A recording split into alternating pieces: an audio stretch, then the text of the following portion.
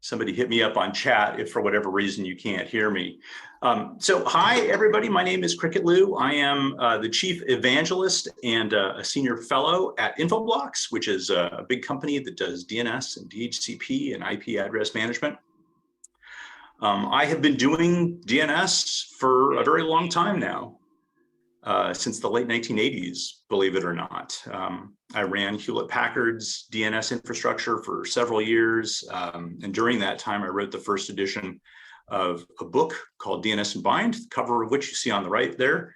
You might know it because it has grasshoppers on the cover. Those are grasshoppers, not crickets. I wanted to get crickets for the cover, but unfortunately, they said that the crickets were too ugly, which I find a little disappointing. But that's me on the left, somewhat younger than I am today. After HP, my friend Matt Larson and I started a consulting and training company that specialized in DNS, and we trained lots and lots of people as DNS administrators and consulted with companies around the world. And I joined Infoblox back in 2003. So I've been at Infoblox for nearly 20 years. And over the course of those 2 decades, I ran our usability team and our product organization. I ran our IPv6 Center of Excellence, our engineering architecture team, and now I'm our chief evangelist. But today, I would like to tell you a little bit about DNS security. And I hope you guys are up for that. It won't be a particularly long presentation, just about 20 minutes.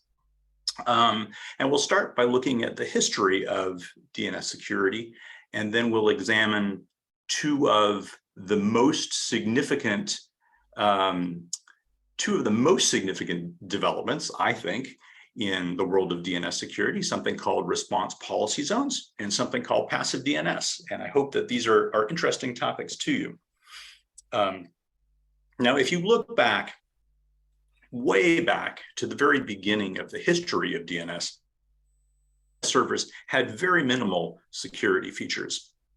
One, they wouldn't accept responses from the IP addresses of DNS servers that they hadn't queried, which makes sense. These are what we call Martian responses. This is like if you're in a classroom and you ask your professor a question. If one of your classmates shouts out an answer, you don't necessarily believe him because you asked the professor, not the classmate, right?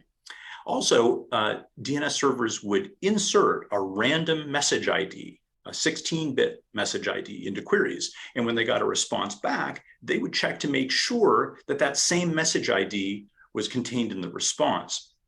Unfortunately, it turned out later on that we realized that that wasn't as random as we wanted it to be. But that was supposed to be a guarantee that the DNS server that you had sent the query to actually had received it and was sending you the response. And that was it. But really just those 2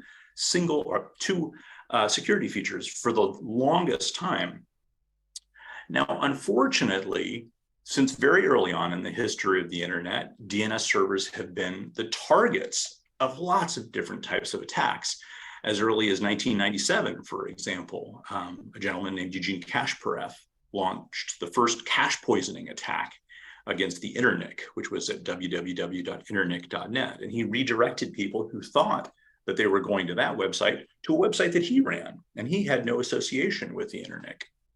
In 2001, the bad guys used an implementation flaw in the bind DNS server, in particular in the TSIG code, to spread something called a lion worm around the internet.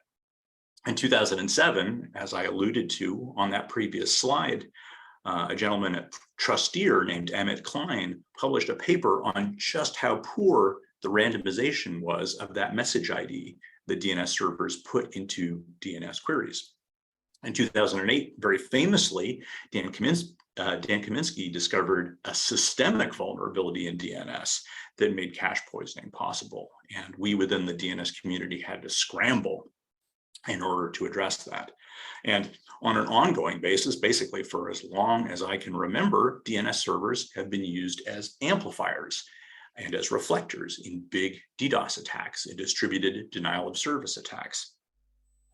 So we spent a lot of time within the DNS community concentrating on securing DNS servers and the DNS protocol.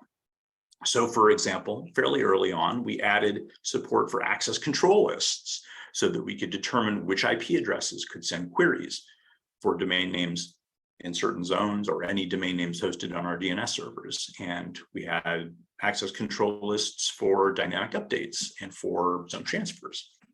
We added support for something called TSIG, or transaction signatures, which authenticate messages that come to our DNS servers and check the integrity of those DNS messages so that we know that they can't be modified in transit. And we spent a lot of time and a lot of energy working on the DNS security extensions. And the DNS security extensions really combat the threat of cache poisoning. They authenticate the origin of data in DNS, and they check the integrity of that data so that even if it's sitting on an otherwise untrusted caching DNS server, we can still validate it. And all of that's been very worthwhile work. However, DNS is still to this day being used maliciously all the time. So malware, for example, uses DNS pervasively. And what I mean by that is from start to finish, from the beginning of its life, when it starts to spread, to the very end. So often this looks something like this. The bad guys will register some domain names that they're going to use in a phishing campaign. And sometimes these domain names may resemble familiar domain names that you think you recognize, like google.com, except the google.com at the end of that line actually uses an uppercase I instead of an L, but it's visually indistinguishable from google.com. And then the bad guys send out lots and lots of phishing emails, for example, and they lure unsuspecting users to websites with these domain names where they have stood up maybe an imposter website.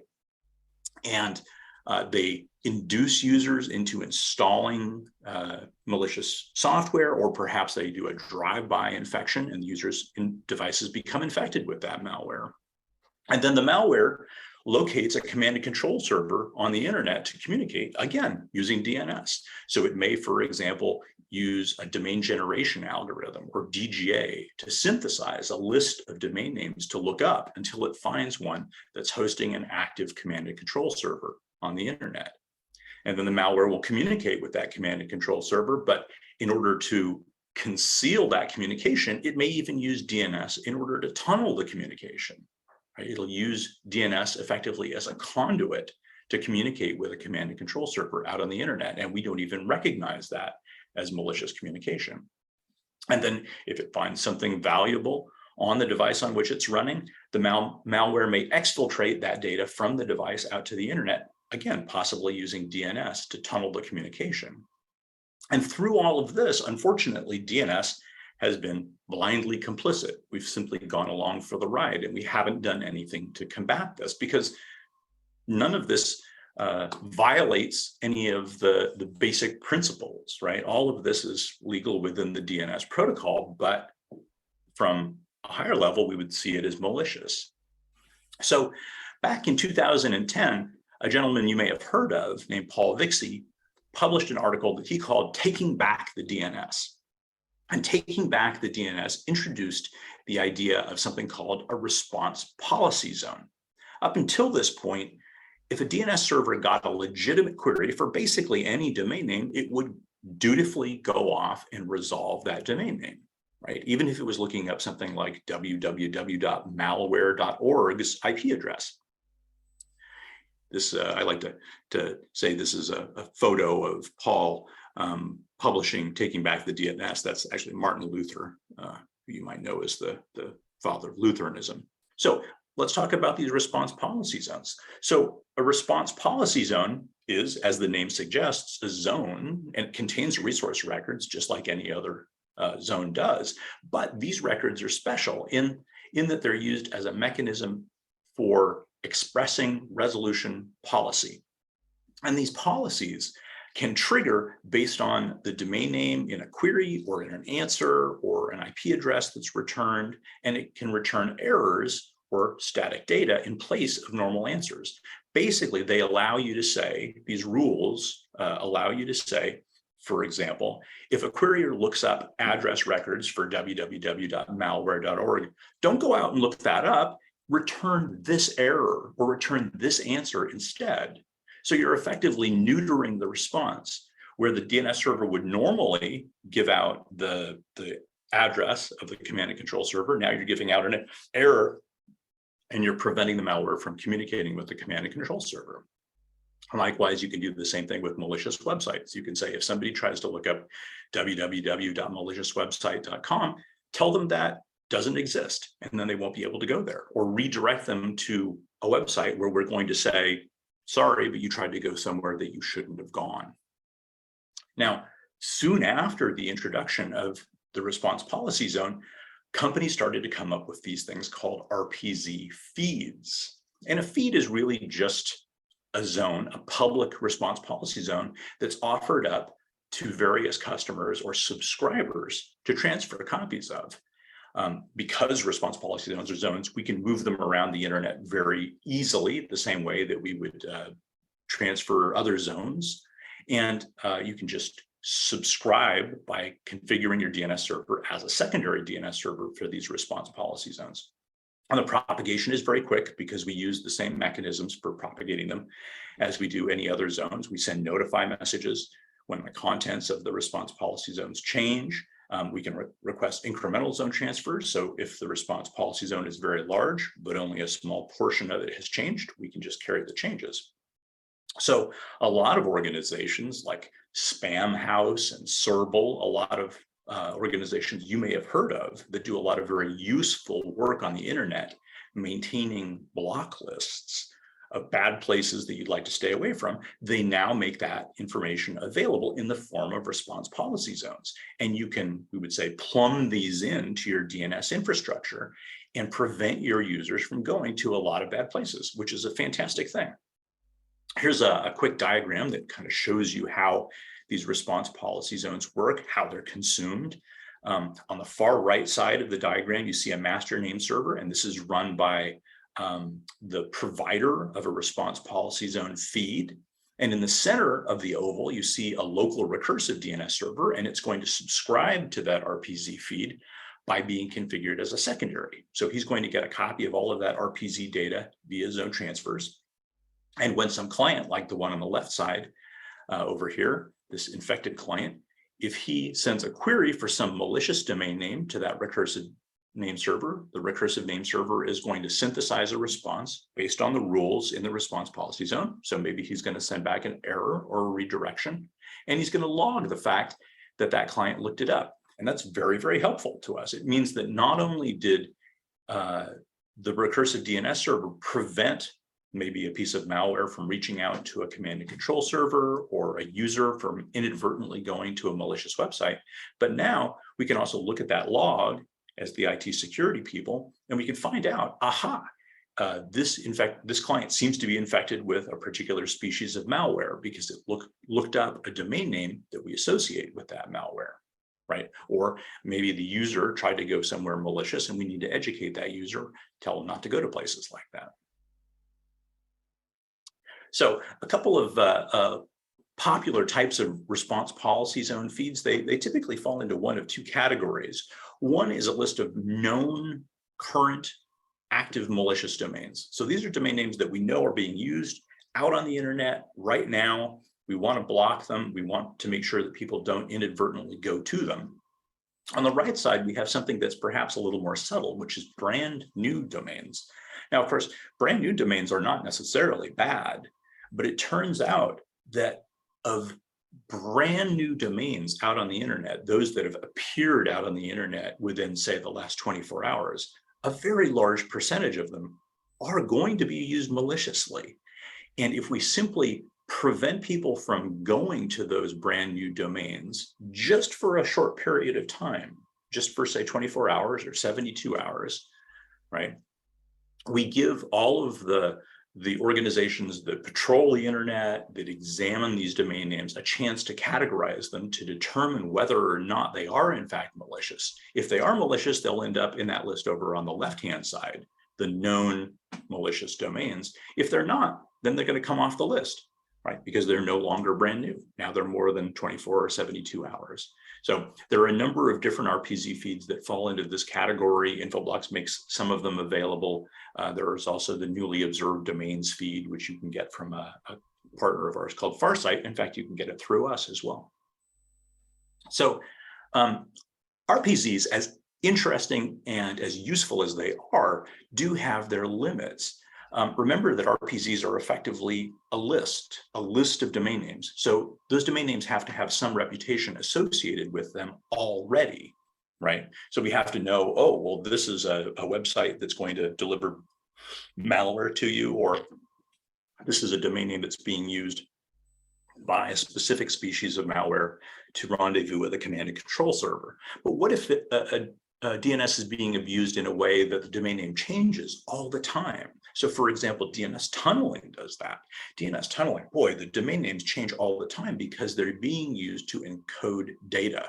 But because they're changing all the time, we can't just put them in a list. Or domain generation algorithms, where you have malware that synthesizes maybe thousands or tens of thousands of prospective domain names, looking them up until it finds one that the bad guys are actively using. You don't want to have to block all of the thousands or tens of thousands that it's cycling through without really any intention of using most of them, right? That would result in absolutely enormous response policy zone. So the good news is that we have a way to deal with that too.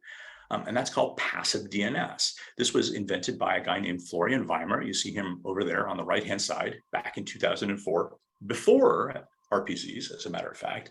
And this is effectively DNS telemetry. So it's a record of the responses that are seen by recursive DNS servers, right? And a timestamp associated with them. So what did this referral look like? What did the COM name servers or the VN name servers tell me were the authoritative name servers? What did the NS records look like? What were their TTLs?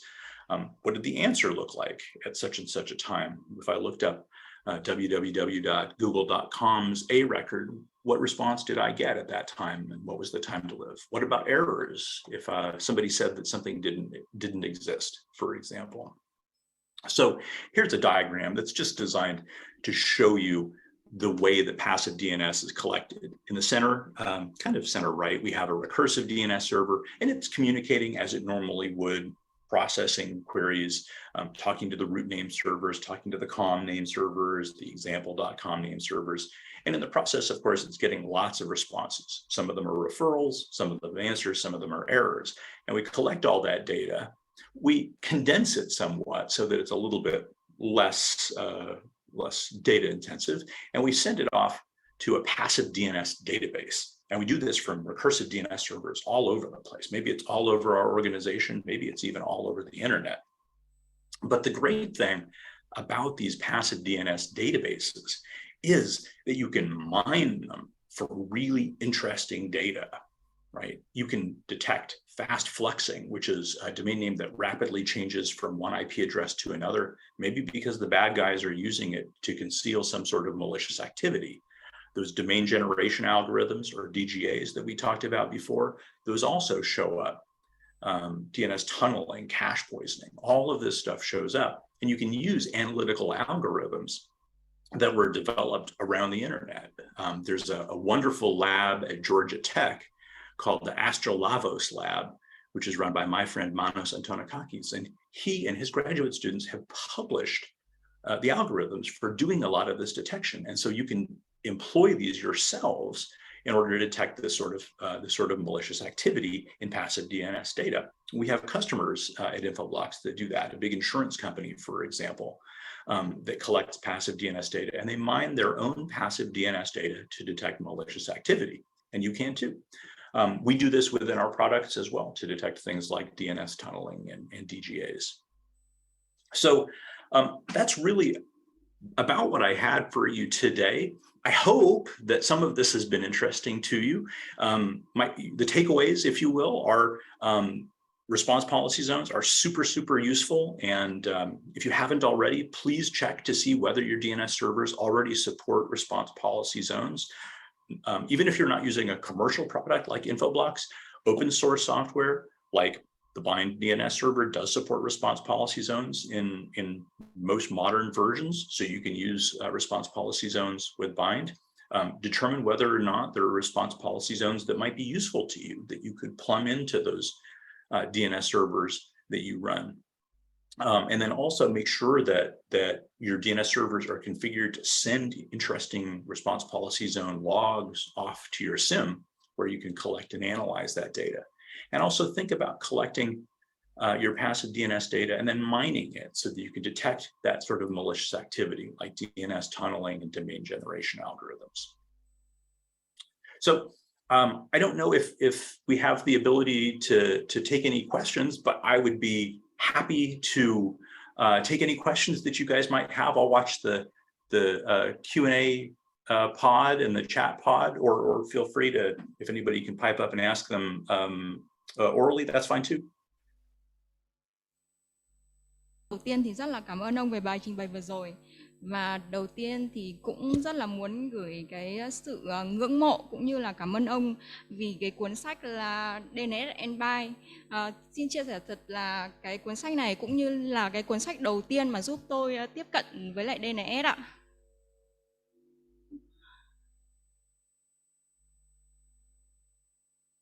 Và tôi thì có một cái câu hỏi như thế này thì cũng mong ông trả lời.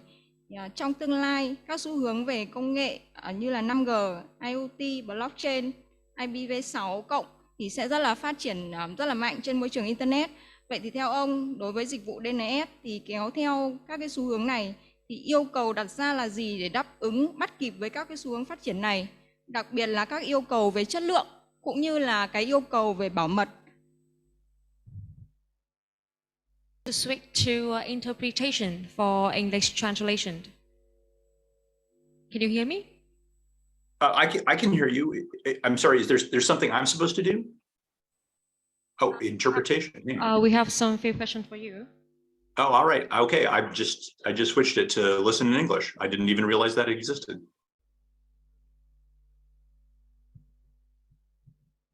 Oh, it's a very good question. 5G's use of DNS is a little bit different, but it's not challenging to support. Blockchain is kind of a different animal. I would say there are some people who are interested in the possibility of using blockchain to maybe replace some of DNS's functionality, or to use blockchain as a back end for DNS servers. But I think a lot of those of us in the DNS community think that right now, anyway, that's a little bit impractical given the computational requirements of blockchain. I hope that helps to answer the questions, though. Thank you so much for your answer. Yeah, of course.